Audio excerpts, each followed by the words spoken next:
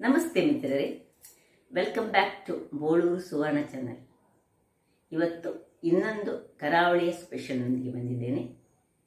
ಬದನೆಕಾಯಿ ಅಂದರೆ ಕೆಲವರಿಗೆ ಬದನೆ ಹೇಳಿದರೆ ತುಂಬ ಖುಷಿ ಇರುವುದಿಲ್ಲ, ಆದರೆ ಈ ಥರದ ಸಾರನ್ನು ಮಾಡಿದರೆ ಖಂಡಿತವಾಗಿಯೂ ನೀವು ಖುಷಿ ಪಡ್ತೀರಂತ ನಾನು ಭಾವಿಸ್ತೇನೆ. ನಮ್ಮ ಉಡುಪಿಯಂತೂ ಮಟ್ಟು ಗುಳ್ಳ ಅದಕ್ಕೆ ಬಹಳ ಫೇಮಸ್ ಆದದ್ದು.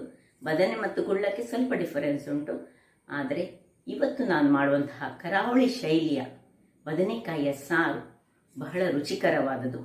ಯಾರು ಸಹ ಇಂತಹ ಸಾರನ್ನು 10 ನಿಮಿಷದಲ್ಲಿ ಮಾಡ್ಬೋದು. ಹಾಗಾದರೆ ಈ ಸಾರನ್ನು ಹೇಗೆ ಮಾಡುವುದು, ಅದಕ್ಕೆ ಏನೆಲ್ಲ ಸಾಮಗ್ರಿಗಳು ಬೇಕೆಂದು ನೋಡೋಣಲ್ಲವೇ? ನಮಸ್ತೆ ಮಿತ್ರರೇ, ಇವತ್ತು ಮಂಗಳೂರು ಶೈಲಿಯ ಒಂದು ಬದನೆಕಾಯಿಯ ಸಿಂಪಲ್ ಸಾರು, ಒಂದು 10 ನಿಮಿಷದಲ್ಲಿ ಆಗುವಂತಹ ನೋಡಿ, ಒಳ್ಳೆ ಊರಿನ ಬದನೆಕಾಯಿ ಸಿಕ್ಕಿದೆ. ಮತ್ತು ನಾನು ನಮ್ಮ ಲೋಕಲ್ ಆಗಿ ಬೆಳೆಯುವಂತಹ ಈ ಬಿಂಬುಳಿ ನೋಡಿ, ಇದು ಬಿಂಬುಳಿ. ನಾನು ಮುಂಚೆ ಸಹ ಬಿಂಬುಳಿಯ ಕೆಲವು ಪದಾರ್ಥಗಳನ್ನು ಮಾಡಿದ್ದೇನೆ. ಬಿಂಬುಳಿ ನಿಮ್ಮ ಹತ್ರ ಇಲ್ಲದಿದ್ದರೆ ಹುಳಿಯನ್ನು ಉಪಯೋಗಿಸಬಹುದು, ಬಟ್ ಒಂದು ಲಿಂಬೆ ಗಾತ್ರದ ಹುಳಿ ಬೇಕಾಗ್ತದೆ. ಬಿಂಬುಳಿ ಇದ್ರೆ ಹುಳಿಯ ಅಗತ್ಯ ಇಲ್ಲ. ಸ್ವಲ್ಪ ಕೊತ್ತಂಬರಿ ಸೊಪ್ಪು, ಇಲ್ಲಿ ನೋಡಿ ಕರಿಬೇವಿನ ಸೊಪ್ಪು, ಒಂದು ನೀರುಳ್ಳಿ, ಸ್ವಲ್ಪ ಜಜ್ಜಿಟ್ಟ ಬೆಳ್ಳುಳ್ಳಿ ಬೇಕು, ಒಂದು 5-6 ಬೆಳ್ಳುಳ್ಳಿಗಳು ಬೇಕು. ಹಸಿಮೆಣಸು ಒಂದು 2-3 ನಿಮ್ಮ ಖಾರಕ್ಕೆ ತಕ್ಕ. ಮತ್ತೆ ಇದು ಬ್ಯಾಡಿಗೆ ಮೆಣಸು ಅಥವಾ ಖಾರದ ಮೆಣಸು ಹಾಕಿದ್ರೆ ಸಾಕ್ತದೆ. 1 ಸ್ಪೂನ್ನಷ್ಟು ಸಾಸಿವೆ, 1 ಸ್ಪೂನ್ನಷ್ಟು ಉದ್ದಿನ ಬೇಳೆ ಮತ್ತು ಎಣ್ಣೆ. ಹಾಗಾದ್ರೆ ಮೊದಲಿಗೆ ನಾವು ಈ ಬದನೆಕಾಯನ್ನು ಸಣ್ಣ ಸಣ್ಣದಾಗಿ ಹೋಳು ಮಾಡಿಕೊಳ್ಳೋಣ.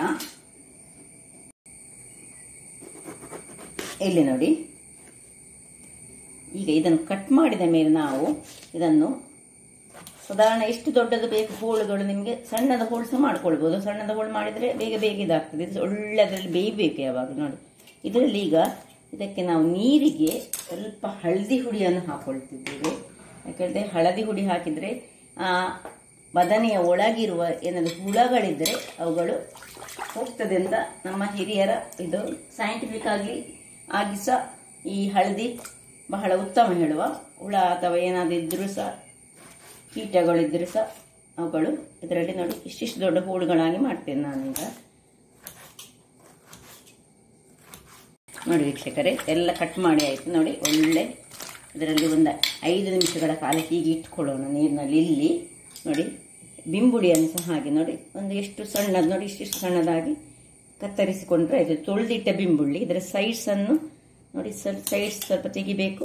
ನಾನು ಹೇಳಿದರೆ ಬಿಂಬುಳಿ ಇಲ್ಲದಿದ್ದರೆ ನೀವು ಹುಳಿಯ ನೀರನ್ನು ರೆಡಿ ಮಾಡಿ ಇಟ್ಟುಕೊಂಡ್ರೆ ಆಗ್ತದೆ. ಒಂದು ಲಿಂಬೆ ಗಾತ್ರದ ಹುಳಿ ಇಟ್ಟರೆ ಆಯಿತು. ನೋಡಿ, ಇದೆಲ್ಲ ಕಟ್ ಮಾಡಿ ನಾನು ರೆಡಿ ಮಾಡ್ತೇನೆ. ಎಲ್ಲ ಬಿಂಬುಳಿಗಳನ್ನು ನೋಡಿ ಹೀಗೆ ಕಟ್ ಮಾಡಿ ಆಯಿತು. ಈಗ ಇಲ್ಲಿ ಗ್ಯಾಸ್ನಲ್ಲಿ ನಾನೊಂದು ಸ್ವಲ್ಪ ಎಣ್ಣೆಯನ್ನು ಹಾಕ್ಕೊಳ್ತೇನೆ. ಕಡಾಯಿಯನ್ನು ಇಟ್ಟು ಒಂದು 4-5 ಚಮಚದಷ್ಟು ಸಾಕು. ಅದು ಸ್ವಲ್ಪ ಬೆಚ್ಚಗಾಗಬೇಕು. ಆಗ ಸ್ವಲ್ಪ ಬೆಳ್ಳುಳ್ಳಿ ನೋಡಿ ಹೀಗೆ ಗುದ್ದಿಕೊಂಡು, ಜಸ್ಟ್ ಒಂದು 5-6 ಬೆಳ್ಳುಳ್ಳಿಯನ್ನು ಒಳ್ಳೆ ಗುದ್ದಿಕೊಳ್ಳೋಣ.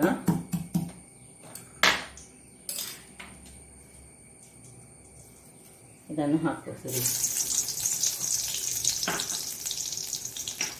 ಬೆಳ್ಳುಳ್ಳಿ ಆದಮೇಲೆ ಸ್ವಲ್ಪ 1 ಚಮಚದಷ್ಟು ಸಾಸಿವೆ,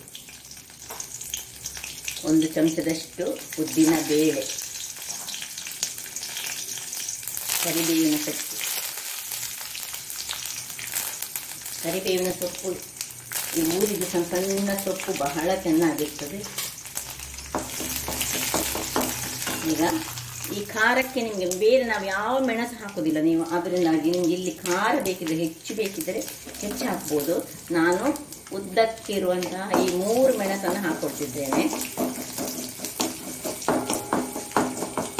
ಏನು ಬೇರೆ ಮೆಣಸಿನ ಹುಡಿ ಏನು ಹಾಕ್ಲಿಕ್ಕಿಲ್ಲ ಅದರಿಂದಾಗಿ.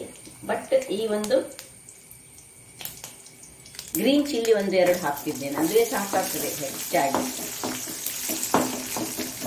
ಇನ್ನು ನೀರುಳ್ಳಿ ಹಾಕೊಳ್ಳೋಣ.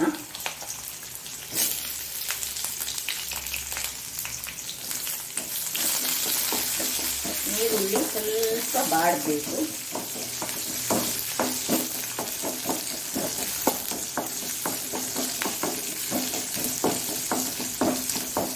ಸ್ವಲ್ಪ ಇದರಲ್ಲಿ ಎಣ್ಣೆಯಲ್ಲಿ ಬಾಡುವಾಗ ಈ ಬಿಂಬುಳಿ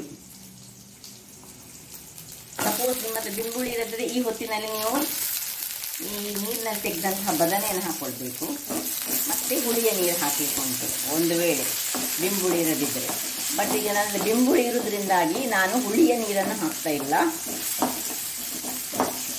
ಸ್ವಲ್ಪ ಇದರಲ್ಲಿ ಬಾಡಿದ ಕೂಡಲೇ ಇಲ್ಲಿ ನೋಡಿ ಇದನ್ನು ಚೆನ್ನಾಗಿ ಹೀಗೆ ಹಳದಿಯ ನೀರಿನಲ್ಲಿ ಹೀಗೆ ತೊಳೆದುಕೊಂಡು ಒಂದು ಚೂಸ ನೀರಿಟ್ಕೊಳ್ಬಾರ್ದು.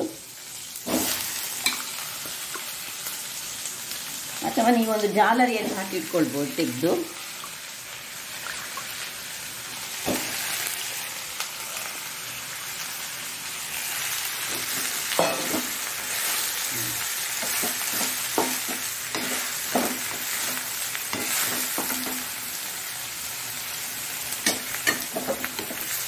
ಈ ಎಣ್ಣೆಯಲ್ಲಿ ಸ್ವಲ್ಪ ಇದು ಬಾಡ್ಕೊಳ್ಬೇಕು. ಇದೀಗ ನೋಡಿ ಇದು ಪಾತ್ರೆಯಲ್ಲಿ ಇಷ್ಟು ಕಾಣ್ತದೆ. ಈಗ ಬೆಂದ ಕೂಡಲೇ ಅದು ಏನಿಲ್ಲ, ಸಣ್ಣಗಾಗಿ ಹೋಗ್ತದೆ. ದೊಡ್ಡ ಪಾತ್ರೆ ಇದ್ದರೆ ದೊಡ್ಡ ಪಾತ್ರೆ ಇಟ್ಟುಕೊಂಡು ಚೆನ್ನಾಗಿ ಮಗಚಿಕೊಳ್ಳಿಕ್ಕೆ ಸರಿ ಆಗ್ತದೆ. ಈ ಹೊತ್ತಿನಲ್ಲಿ ಉಪ್ಪು ಹಾಕೊಳ್ಳೋಣ.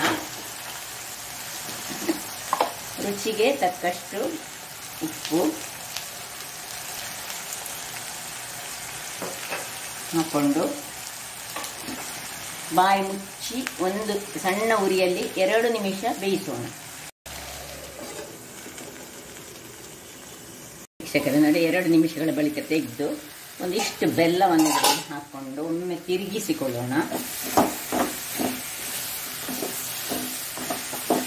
ಈಗ ನೀವು ಒಂದು ವೇಳೆ ಬಿಂಬುಳಿ ಹಾಕದಿದ್ರೆ ಈ ಹೊತ್ತಿನಲ್ಲಿ ಸ್ವಲ್ಪ ಹುಳಿಯ ನೀರನ್ನು ಈಗ ಹಾಕ್ಕೊಳ್ಬೇಕು. ಹುಳಿಯ ಒಂದು ಲಿಂಬೆ ಗಾತ್ರದ ಹುಳಿ ಬೇಕಾಗ್ತದೆ ಇದಕ್ಕೆ. ಈಗ ನಾನು ಬಿಂಬುಳಿ ಹಾಕಿದ್ದೇನೆ, ಅದರಿಂದಾಗಿ ಹುಳಿ ಬೇಡ ನನಗೆ. ಬಿಂಬುಳಿ ಹಾಕದಿದ್ರೆ ಈ ಹೊತ್ತಿನಲ್ಲಿ ಒಂದು ಲಿಂಬೆ ಗಾತ್ರದ ಹುಳಿಯನ್ನು ನೀರಿನಲ್ಲಿ ಹಾಕಿ ನೀವು ಅದರದ್ದು ಪ್ಯೂರಿ ಹಾಗೆ ಮಾಡಿ ನೋಡಿ. ಇದರಲ್ಲಿ ಈಗ ನಾನು ನೀರು ಹಾಕ್ಕೊಳ್ತಿದ್ದೇನೆ. ಒಂದು ಗ್ಲಾಸು ಎಷ್ಟು ಮುಳುಗುವಷ್ಟಿನ ನೀರನ್ನು ಹಾಕ್ಕೊಳ್ತಾ ಇದ್ದೇನೆ ನಾನು ಡೈಲಿ. 2-3 ಲೋಟಗಳಷ್ಟು ನೀರು ಹಾಕಿ ದೊಡ್ಡ ಉರಿ ಇಟ್ಟು ಇದನ್ನು ಬೇಯಲು ಬಿಡೋಣ. ವೀಕ್ಷಕರೇ, ಇಲ್ಲಿ ನೋಡಿ 10 ನಿಮಿಷಗಳ ಬಳಿಕ ಒಳ್ಳೆ ಬೆಂದಿದೆ. ಹೇಗೆ ಬೆಂದಿದೆ ನೋಡಿ.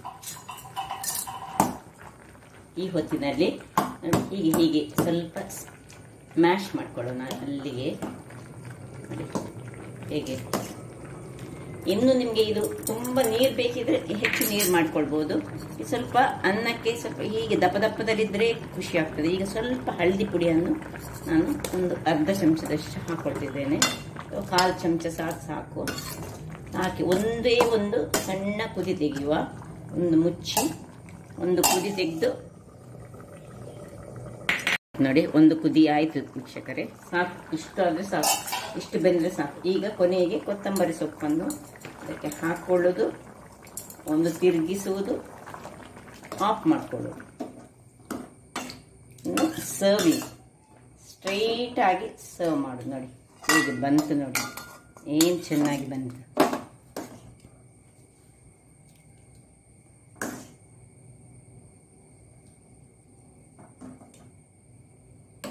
ಬಹಳ ರುಚಿಕರವಾಗಿರ್ತದೆ. ಅನ್ನಕ್ಕಂತೂ ಹೇಳಿ ಮಾಡಿಸಿದಂತೂ. ಚಪಾತಿ ಇನ್ನು ಸ್ವಲ್ಪ ಇದನ್ನು ಆರಿಸಿ ದಪ್ಪ ಮಾಡಿದರೆ ಇನ್ನು ಚಪಾತಿಗೆ ಸಹ ಯೂಸ್ ಮಾಡ್ಬೋದು. ಹಾಗಾದರೆ ನೋಡಿದ್ರಲ್ಲ ವೀಕ್ಷಕರೇ, ನೋಡಿ ಏನು ಚೆನ್ನಾದ. ಕೆಲವರಿಗೆ ಬದನೆ ಹೇಳಿದಷ್ಟು ಖುಷಿ ಇರಿದ್ರೆ, ಆದರೆ ಈ ರೀತಿ ನೀವು ಬದನೆಯನ್ನು ಮಾಡಿಕೊಟ್ರೆ ಇದರಲ್ಲಿ ನಾವು ಎಷ್ಟು ಒಂದು ಬಟ್ಟಲಲ್ಲ ಅಥವಾ 2 ಬಟ್ಟಲು ಊಟವನ್ನು ಮಾಡ್ಬೋದು. ಹಾಗಾದರೆ ಈ ನನ್ನ ಈ ಕುಕಿಂಗ್ ಚಾನಲ್ ನಿಮಗೆ ಇಷ್ಟ ಆದರೆ ಬೋಳೂರು ಸುವರ್ಣ ಚಾನಲನ್ನು ಲೈಕ್ ಮಾಡಿ, ಶೇರ್ ಮಾಡಿ ಹಾಗೂ ಸಬ್ಸ್ಕ್ರೈಬ್ ಮಾಡಿ. ಹಾಗೂ ನನ್ನ ಇನ್ಸ್ಟಾಗ್ರಾಮ್ ಪೇಜನ್ನು ಫಾಲೋ ಮಾಡಿ. ಧನ್ಯವಾದಗಳು.